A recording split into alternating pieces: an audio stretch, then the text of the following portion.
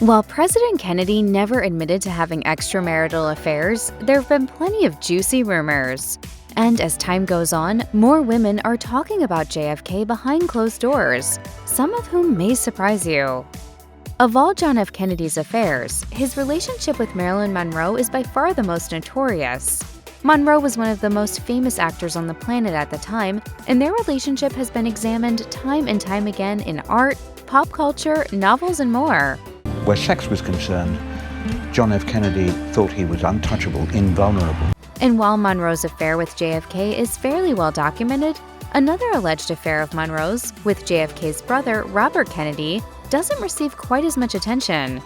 As reported by Vanity Fair, Monroe wrote a letter to one of her ex-husband Arthur Miller's children saying, "I had dinner last night with the Attorney General of the United States, Robert Kennedy.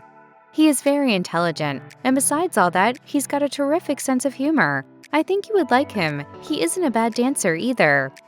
The alleged relationships between Monroe and the Kennedy brothers will never be confirmed by any party involved. But we do know that Monroe was married to 3 different men, 2 of whom were quite famous themselves, Miller and Joe DiMaggio. JFK was known for many things, including his charisma, and few can better attest to this than Diana de Vegh, another of his alleged mistresses. After years of keeping the details of their relationship secret, de Vegh opened up in an essay for Air Mail in which she divulged the details of how she met the former president and the multi-year affair that followed. According to de Vegh, she met then-Senator Kennedy at an event while she was in college. After that, he routinely sent cars to pick her up for fundraisers, events that Mrs. Kennedy didn't attend. After one of these events, Kennedy even brought her back to his Boston apartment. But after years of sporadic meetings, the affair was over. When asked by people about her reasons for sharing her story, de Vegh replied, "I'm not here to throw dirt at a dead man, but I am here to say the culture is incredibly problematic." While some of Kennedy's romantic relationships were pure speculation, some were true. JFK met Swedish socialite Gunilla von Post in 1953 on the French Riviera, while he was engaged to Jackie. In her memoir, Love, Jack, Von Post remembered their meeting in graphic detail, writing, "He turned and kissed me tenderly, and my breath was taken away. The brightness of the moon and stars made his eyes appear bluer than the ocean beneath us." Eventually, Kennedy told his father he wanted to leave Jackie for Von Post, but his father said it would be bad for JFK's political career. Von Post's musings aren't the only evidence of her romance with JFK. The former president wrote letters to Von Post, which went up for auction in 2021. It's a real sensitive and tender love affair that you can really understand through the correspondence. One of them reads, "If you don't marry, come over, as I should like to see you. I had a wonderful time last summer with you. It is a bright memory of my life. You are wonderful, and I miss you." Long before Monica Lewinsky, there were White House secretaries Priscilla Ware and Jill Cowan, both of whom had affairs with President Kennedy. The two were often discussed in tandem and referred to by their security nicknames, Fiddle and Faddle. Ware and Cowan were often seen at their desks with wet hair after having gone skinny dipping with JFK in the White House pool. Jack was the most unself-conscious person I've ever seen. Both ladies have confirmed their extramarital affairs with the late president. Jackie Kennedy reportedly knew of her husband's affairs, and as The Atlantic reported, she once introduced a reporter to Ware by saying, "This is the girl who supposedly is sleeping with my husband." Mary Pinchot Meyer and Jackie Kennedy were friends.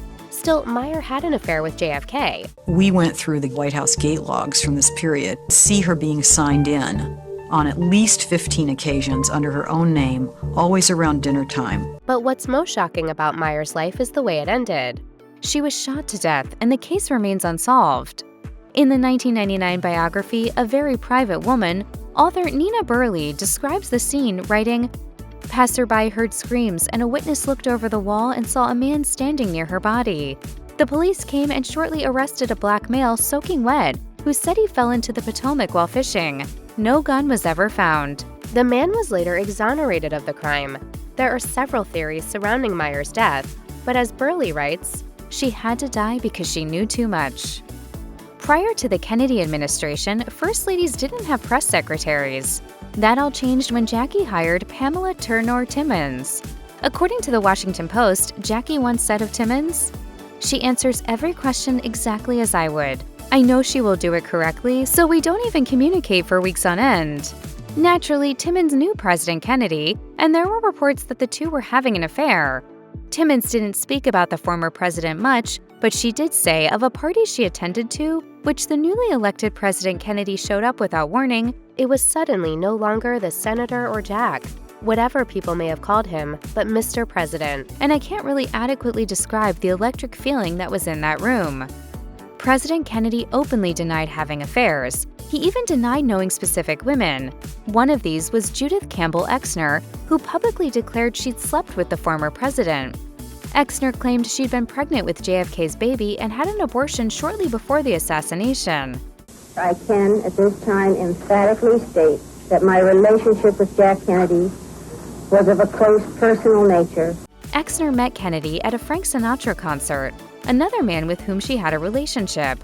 She later spoke about her love life to Vanity Fair, adding that she was also involved with mafia boss Sam Giancana and that JFK was jealous. Exner and Kennedy's affair allegedly lasted years. Unapologetic, Exner explained, "I was 26 and in love. Was I supposed to have better sense and more judgment than the President of the United States?" Like Judith Exner, Mimi Alford was overwhelmed by JFK's power and position.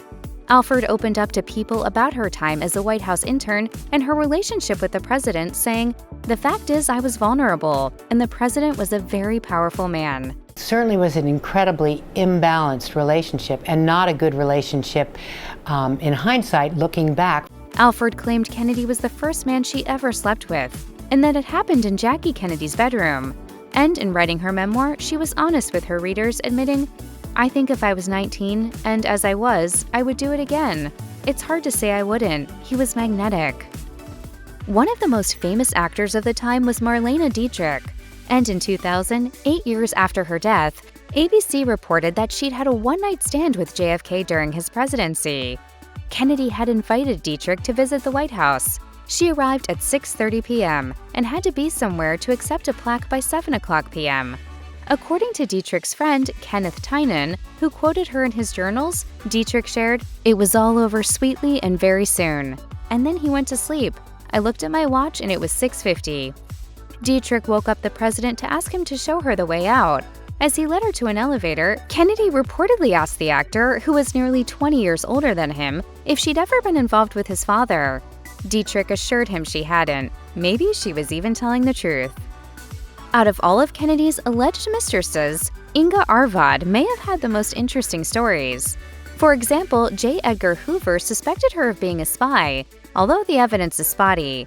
However, Arvad, a writer by trade, did meet with Adolf Hitler, after which she said, "You immediately like him. The eyes, showing a kind heart, stare right at you. They sparkle with force." In Arvad's defense, she met Hitler prior to the start of the war, but still. And then there was JFK. According to FBI agents quoted in the Washington Post, they engaged in sexual intercourse on numerous occasions. I borrowed him for a week, beautiful week, that no one can take away from me. But Kennedy's father, Joseph P. Kennedy Sr., reportedly intervened and convinced him to end things with Arvad. Burlesque legend Blaise Starr shot to fame in the 1950s. Interviewed by the New York Times about her work, Starr said, "I always felt that I was an artist, entertaining. I was at ease being a stripper. I kept my head held high, and if there is such a thing as getting nude with class, then I did it." Whatever she did, Starr caught Kennedy's attention. According to Page 6, the Kennedys and Lyndon B. Johnson watched Starr perform one evening. Jackie didn't stay, but the two politicians did. After which, according to Starr, "I took JFK's hand and led him into another room. He led me right into a large closet." All the while she was having an affair with the then governor of Louisiana, Earl K. Long. Many of John F. Kennedy's extramarital relationships have been publicly dissected, but some actually went unnoticed. According to Christopher Anderson, author of Jack and Jackie, Portrait of an American Marriage, film icon Audrey Hepburn was one of those mystery women. Anderson quotes a former White House secretary who shared, "I remember Audrey Hepburn, and I remember how the whole office was impressed when she walked in. She was as graceful as a swan and carried a long, slim red umbrella. They managed to keep their affair out of the press, and the fact that it was clandestine only made it that much more intense." Anderson's book also includes quotes from Angie Dickinson, another actor who claims to have had an affair with JFK. Dickinson reportedly said, "Kennedy was the killer type, a devastatingly handsome, charming man. The kind of man your mother hoped you wouldn't marry." It's very delicious to act with beautiful men. She went on to add, "Sex with Kennedy was the most exciting 7 minutes of my life." Anderson's book also lists Hollywood stars Lee Remick and Gene Simmons among Kennedy's lovers. Whether this is an exhaustive list of JFK's love affairs will never be known for sure, but it does seem like the former president was a very busy guy.